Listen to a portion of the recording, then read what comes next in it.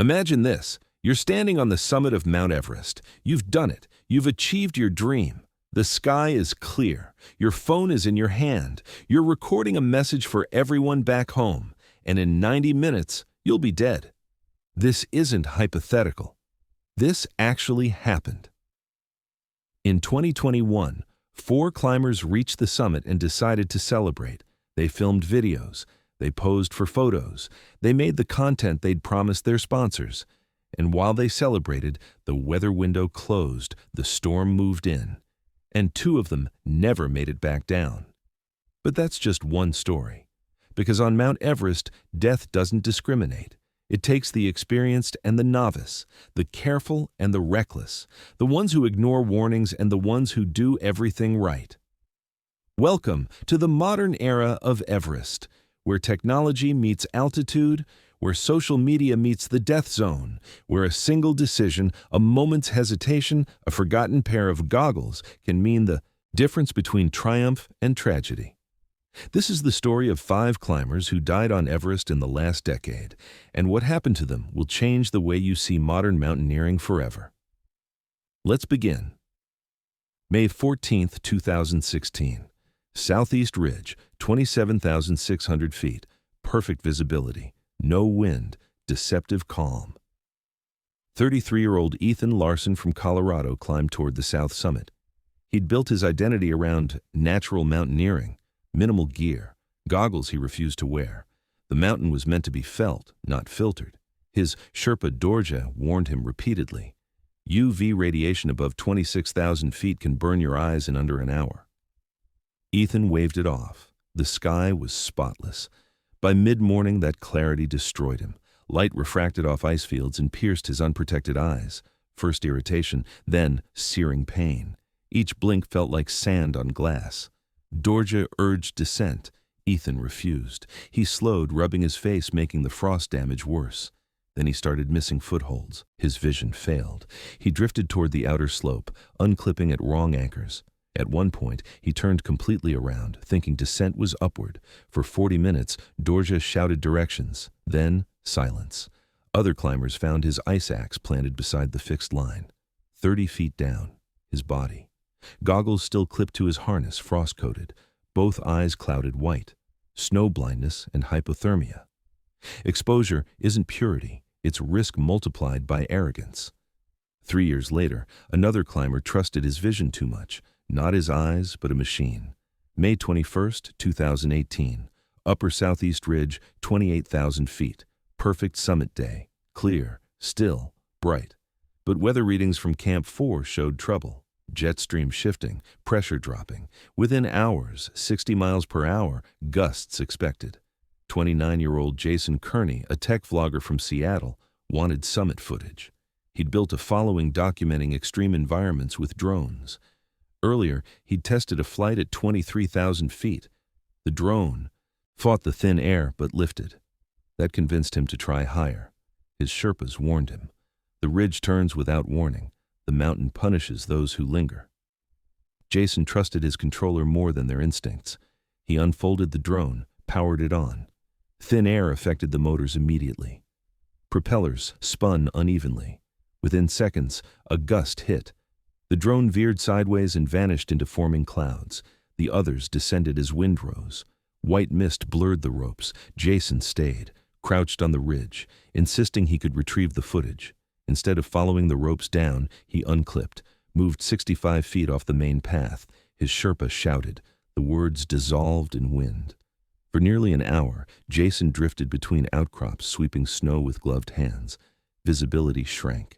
The ridge and sky merged into gray blur. Ice crystals stung his skin. Wind flattened sound. His regulator hissed unevenly as ice built in the valve. A second team later reported seeing a lone figure kneeling near a crevasse, holding a controller, moving slow and disoriented. His body was found the next day near the balcony, half buried, right hand still gripping the controller. Mask hose detached, oxygen empty. The drone was never found. For a climber who trusted machines to conquer altitude, Jason vanished within the clarity he tried to capture. Everest took him in full daylight, his final image frozen mid-frame. These aren't deaths from decades ago. These happened in the last 10 years. GPS, satellite phones, advanced forecasting, none of it made them safer. Technology hasn't conquered Everest. In some ways, it's made it more dangerous. Climbers trust devices over instincts. They chase content instead of survival. If you want to understand how modern mountaineering creates new ways to die, subscribe now, because what comes next shows the mountain doesn't even need to move to kill you.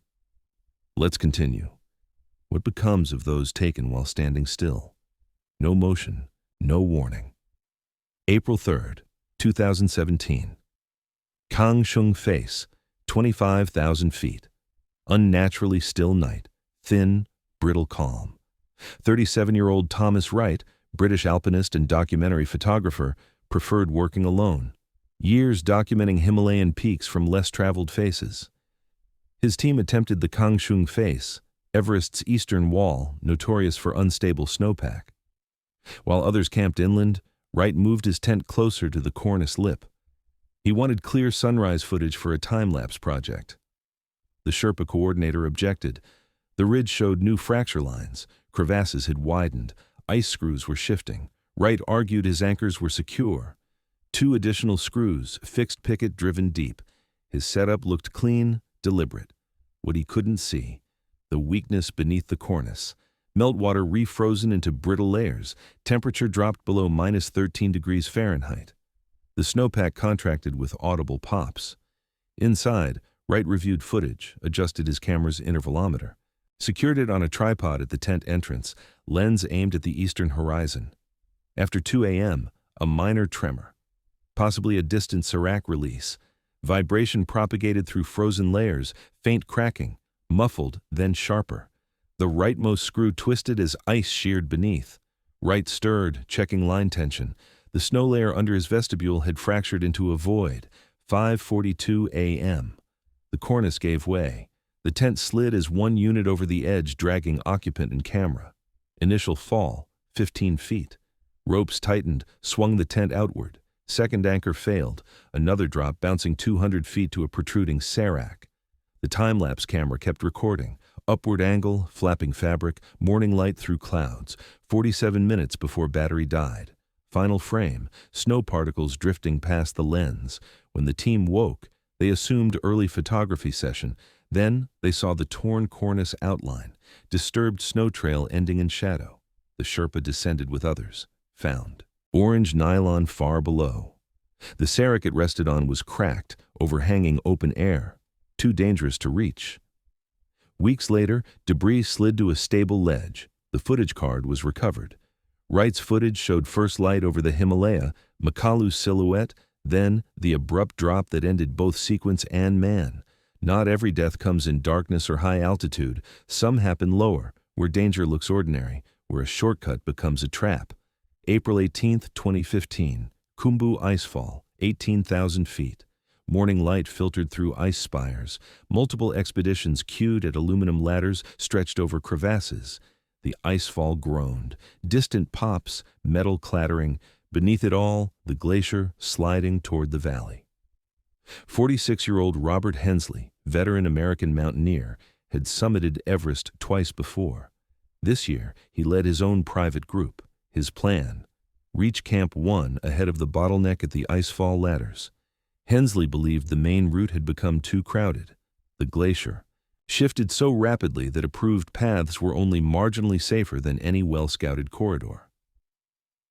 At dawn, while most queued at the first crossing, Hensley directed his team left toward a closed section marked by faded red flags. They were alone within minutes, threading between 40-foot seracs. The walls narrowed into a corridor littered with ice chunks that crackled underfoot, rarely used, for good reason, beneath an unstable ice bulge known to shift after warm spells. But the night had been cold. Morning seemed calm.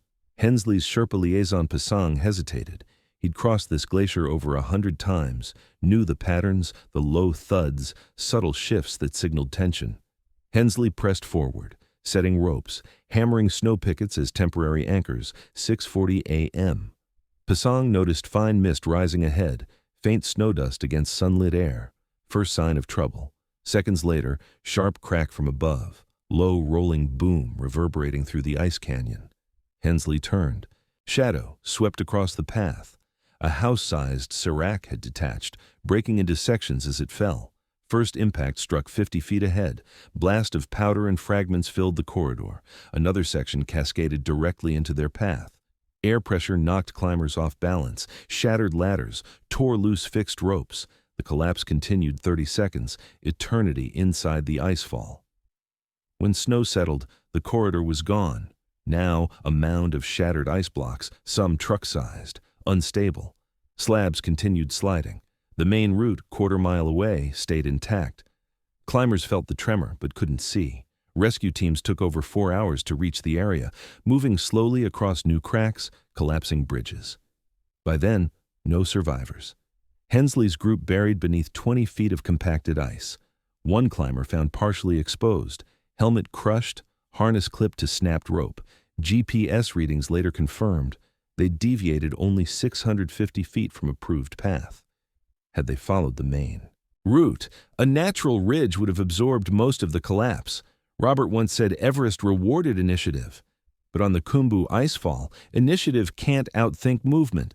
The glacier erases shortcuts as quickly as they appear. He died in seconds, buried before he could call for help. If the mountain can kill instantly, what of those it spares longer? Letting triumph turn to tragedy, one delayed decision at a time. May 29, 2021. South Summit Ridge, 28,700 feet. Afternoon light stretched long, summit winds rising, snow plumes drifting from cornices. Base camp warned of jet stream surge, gusts exceeding 40 miles per hour after 4 p.m. But celebration outweighed caution. 4 climbers, Sanjay Gurung, Ritesh Pandari, Kiran Lama, and Nirmala, reached the summit late. 3:40 p.m., Sanjay, 32, software engineer. Years of preparation. Ritesh, 34, freelance videographer with small sponsorships. Kiran, 30, former trekking guide. Nirmala, 33, logistics manager. Limited support arrangement. Few Sherpas. Minimal backup oxygen. Late hour meant no margin for error. Summit normally cleared by midday, already emptying as clouds thickened. Yet Ritesh insisted on filming, unpacked his phone, asked others for a final summit moment. Each filmed panoramas, voice messages through masks, tagging sponsors, friends, oxygen cylinders hissing, gauges showing under 1/3 capacity. Ritesh suggested live stream before descent. 1 more minute for the audience. They lingered 90 minutes above 28,900 feet, alternating filming and posing. Weatherline crept closer, gusts intensified, snow driving sideways, freezing around mask valves, light dulled to gray. Summit ridge dissolved into fog, 5:15 p.m. Visibility almost nothing. Fixed line vanished into white haze, headlamps reflecting off swirling snow. Nirmala went first, trying to locate anchor, rope already buried. Kiran followed, clipping by touch. Sanjay and Ritesh stayed behind, checking second line. Sudden gust, strong enough to stagger them, Ritesh shouted. Voice vanished in wind. Hours later, storm subsided. Only Kiran and Nirmala alive, sheltering behind ice bulge near balcony. Oxygen nearly gone, masks frozen. Sherpa team from Camp 4 reached them at dawn, escorted down through broken lines, waist-deep drifts. Days later, rescuers found Sanjay and Ritesh roped together beneath the ridge. Their phones held final clips, snow-sweeping lens, muffled voices, wind hiss, smothering words. Timestamps, 5:19 p.m. Minutes before whiteout engulfed the route. Footage spread online, climbing forums, news sites, a cautionary echo.